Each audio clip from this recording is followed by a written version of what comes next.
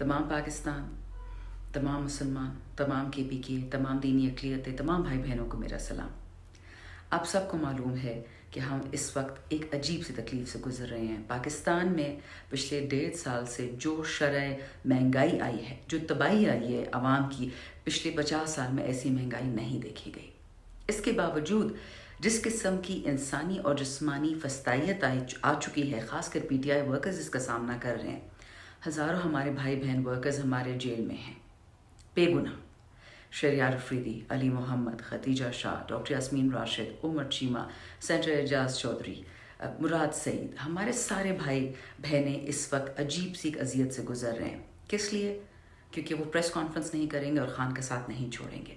लेकिन ये याद रखें, खान का साथ छोड़ना पाकिस्तान का साथ छोड़ना है। आज 1 जुलाई से हमने इसलिए PTI झंडे लगाने का मुहिम शुरू की है। PTI का झंडा, उसमें हरा रंग पाकिस्तानी झंडे का मुसलमानी का रंग है। उसमें सफ़ेद सितारा और चाँद हमारी दीनी अक़लियतों के लिए निशानी है। और जो लाल रंग है PTI के झंडे में, वो आज़ादी, इंसाफ और कुर्बानी का रंग है। ईद कुर्बान से तो हम निकल आए हैं, लेकिन जो इस वक्त हम पे इम्तिहान है वो शायद इब्राहीम अलैहिस्सलाम और इस्माईल अलैहिस्सलाम जितना सख्त ना हो, लेकिन शायद उससे कम भी नहीं है।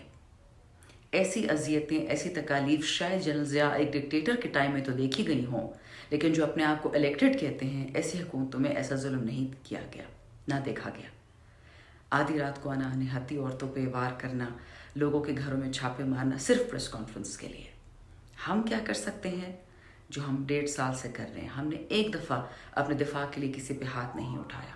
6 दफ़ा अली मोहम्मद ख़ान को रीअरेस्ट किया जाता है। शरियार अफरीदी की बीवी के पीछे घूम रहे हैं।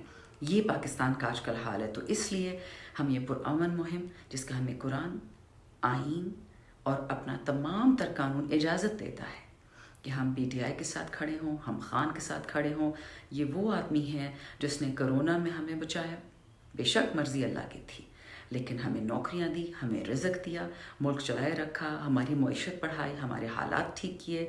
ये वही आदमी है जो 2 दफ़ा 40 साल के बाद बैठा करवाता है पाकिस्तान में OIC की, ताकि अहले तशय्युअ, अहले सुन्ना की बेहतरी आए, अफ़गानिस्तान की बेहतरी आए। और ये वही आदमी है जिसने अक़वाम मुत्तहिदा में इस्लामोफोबिया और कुरान जलाने के ख़िलाफ़ एक नज़रिया पास करवाया, एक डे मुकर्रर करवाया 15 मार्च को, जिस तरह आपने कल देख लिया स्वीडन में एक फिर कुरान जलाया गया। और ये वही आदमी है जिसने पाकिस्तान का मतलब किया ला इलाहा इल्लल्लाह, उसको दोबारा ज़िंदा किया।